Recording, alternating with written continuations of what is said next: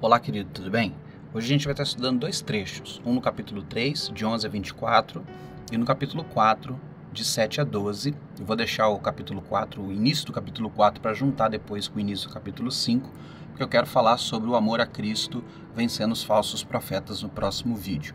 Hoje eu vou falar sobre os filhos de Deus, que são filhos de Deus quando eles amam ao seu próximo. Esse é o nosso estudo de hoje.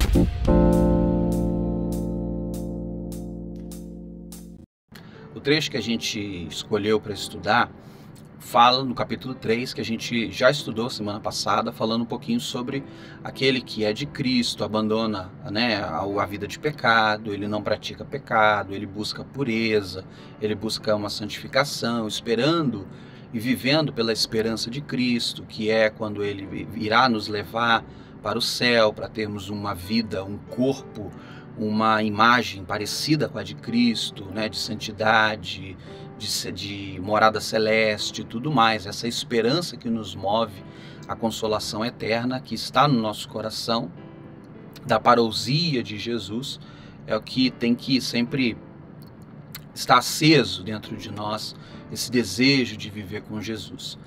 E ele continua dizendo, a partir disso, ele lá ainda no trecho que a gente falou semana passada, no verso 10, ele vai dizer que aquele que faz o que é correto e ama seu irmão, esse de fato é filho de Deus.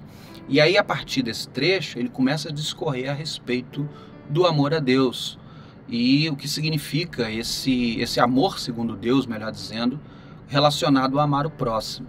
Ele começa citando o exemplo de Caim e Abel. A história bíblica que nós conhecemos do primeiro homicídio. Caim matou Abel, matou porque odiou o seu irmão, odiou seu irmão ter comunhão com Deus e ele não, odiou a circunstância do que aconteceu com os sacrifícios. Depois você pode ler a história, que está lá no livro de Gênesis. Mas o que o texto diz é que Caim matou seu irmão por ódio. E o texto já começa dizendo que você pode amar ou odiar. Mas o texto diz que aquele que não ama, ele não é nascido de Deus. Aquele que não ama não faz parte de Deus. Aquele que odeia, ele faz parte, ele tem pacto com o diabo. Por quê? Porque, segundo o texto de João, e esse ensino é fantástico para nós, o amor, ele lança sobre o outro vida. Ele reconstrói, ele edifica, ele perdoa, ele supera. Ele sempre será uma tradução da ação de Deus em nós para com o próximo. Enquanto que o ódio, a raiva, o rancor, ela é sempre destrutiva, ela sempre gera morte, ela sempre gera destruição, ela sempre gera ruptura, ela sempre será ações que vão resultar em desastre. É interessante que o comentário bíblico Brodman dizia que o assassinato de Caim nada mais foi do que uma expressão natural do seu ser. Ou seja, Caim matou Abel porque as obras de Caim eram más. E o assassinato foi só mais um resultado, só mais um retrato do condicionamento, das escolhas que Caim tomou para a sua vida. Você entende?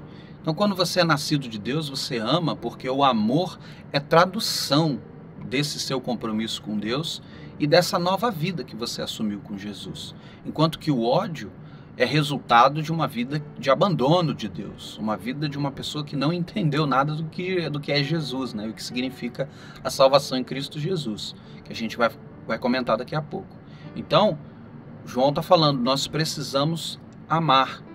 E o nosso amor, segundo o verso 18, precisa ser um amor que não é um amor só de palavras, precisa ser um amor também de ações. Como a gente costuma dizer, não pode ser da boca para fora.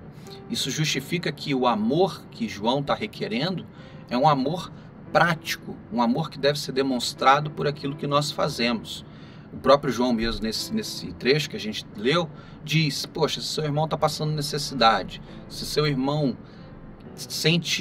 tem alguma aflição em si, se seu irmão está passando por, um problema, e você não o assiste em amor, Como você pode dizer que conhece a Deus, que você é filho de Deus, que você é nascido de Deus, que você tem um compromisso com Deus? Não é possível. Então João justifica que o verdadeiro filho de Deus ama. Ama porque você precisa compreender que nós somos retrato ou a semelhança de Cristo. E aí é quando ele vai falar lá no capítulo 4, de 7 a 12, que Deus demonstrou amor por nós, ele revelou amor por nós em Cristo. Cristo é uma expressão de amor de Deus. O próprio Deus, né, teve essa ação de amor por cada um de nós para resgatar a nossa vida, para nos restaurar, para nos perdoar. E essa demonstração de amor foi Cristo.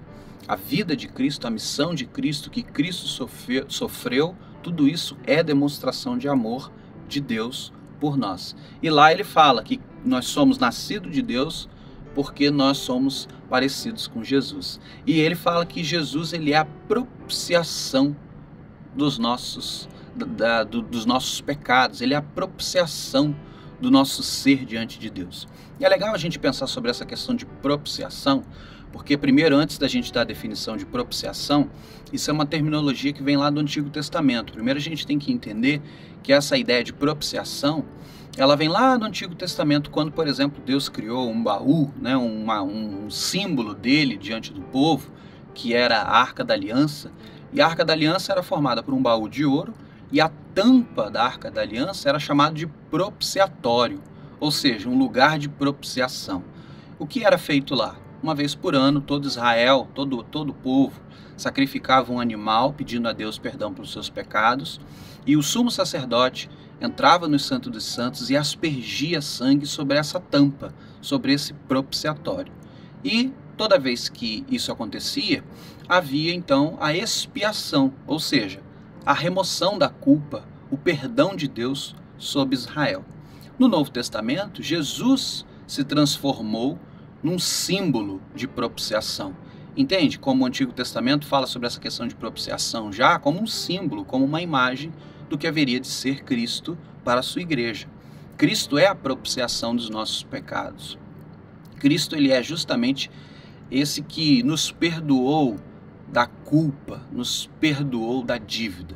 Então, quando a gente entende a partir do exemplo do Antigo Testamento, a gente compreende melhor o impacto que é o sacrifício de Cristo. Cristo é justamente essa propiciação. Propiciação, por sua vez, quando a gente trabalha esse termo de propiciação é remoção da ira pela oferta de uma dádiva. Isso está lá no dicionário bíblico Vida Nova, e é justamente isso aí.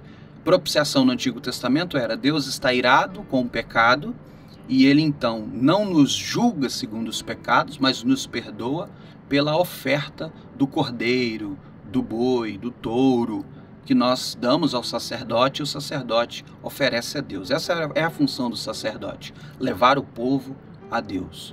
No Novo Testamento, Cristo é justamente esse agente de propiciação, aquele que promove essa propiciação nele próprio. Ou seja, é a ação de propiciar, de favorecer, de conceder, de agraciar, de dar. Ele é aquele que nos dá o quê? Perdão. Nos livra da culpa do pecado.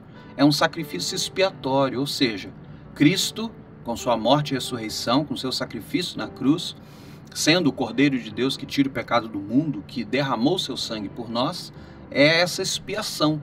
O que é expiação? Remoção de culpa. Então, quando o Novo Testamento fala sobre propiciação, essa ação de propiciar tem esse significado de, a partir de uma ação de sacrifício, você obter perdão, ser agraciado pelo favor de Deus. Isso é, então, essa ideia de propiciação. Ele é propiciação. E essa propiciação, ela é uma prova de amor imensa de Deus por nós. Nós deveríamos ser culpados e condenados pelo nosso pecado e por quem somos, mas Deus em Cristo, ele nos perdoa, nos livra da ira divina e nos transforma em filhos de Deus, pertencentes ao reino de Deus. Isso é maravilhoso. Então João está dizendo, a partir disso, então, vocês têm que amar o próximo. Não pode ser só de palavras, tem que ser também em ações. É importante em segundo ponto. Em primeiro ponto, Cristo é esse exemplo para nós, mas em segundo ponto, João também explicou que Cristo era a propiciação e que nós precisamos amar assim como Deus nos ama, porque os gnósticos, eu expliquei muito sobre gnosticismo, se você ainda não entendeu, assiste os vídeos passados sobre João e também o estudo que eu fiz sobre 1 Pedro, que eu falei muito sobre gnosticismo, nessa ideia da gnosis, do conhecimento como algo elevado, que vem de Deus e tudo mais. Havia uma corrente dentro desse gnosticismo, dentro da igreja, que era o deísmo. Qual era a visão gnóstica a respeito de Deus? Era uma visão deísta. Ou seja, o que era isso? O deísmo é uma posição filosófica que acredita na criação do universo por uma inteligência superior.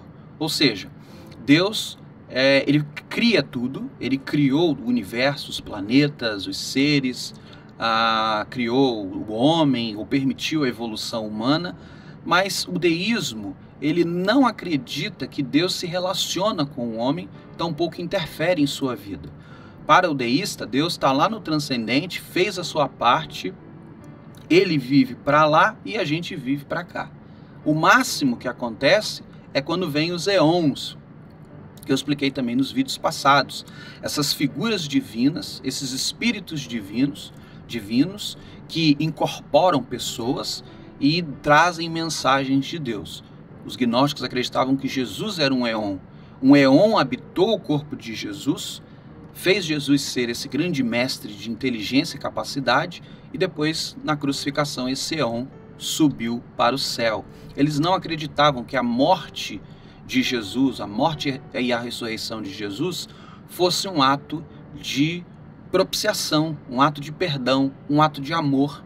Então João aproveita do tema do amor também para corrigir a heresia gnóstica, que não acreditava que Jesus era Deus e que Jesus era um sacrifício de expiação e uma prova de amor de Deus, uma prova de relacionamento e de cuidado divino. E sim, Deus é um Deus que interfere, que ajuda, que abençoa, que dirige a nossa vida, que tem a capacidade de mudar o rumo da nossa história a partir da fé. E se você prestar atenção, o Novo Testamento diz que o amor é fruto do Espírito Santo, é fruto do próprio Deus em nós. Então, João está corrigindo a igreja com relação a falsas crenças e está levando a igreja também à consciência a respeito do amor.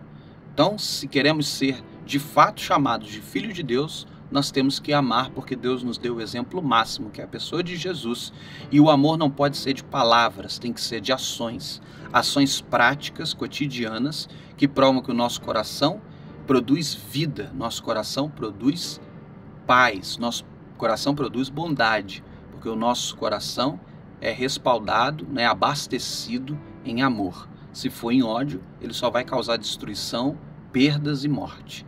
Entende? É o coração de Abel e o coração de Caim. É o exemplo que João está trazendo para nós e é o exemplo que a gente tem que seguir, o exemplo de Cristo e o exemplo do coração de Abel, que amava a Deus, era bom, honesto e sincero para com Deus. E o amor de Deus estava nele. Assim também tem que ser o nosso coração. Um coração cheio de amor para com o nosso próximo. Não de discurso, mas de ações que justifiquem essa fé que nós temos em Jesus e esse amor que de fato professamos como cristãos. Amém? Deus abençoe sua vida e que você ame. Ame porque o nascido de Deus, o Filho de Deus, ama. Se você não ama, você não é nascido de Deus, porque Deus é amor. Deus abençoe sua vida em nome de Jesus.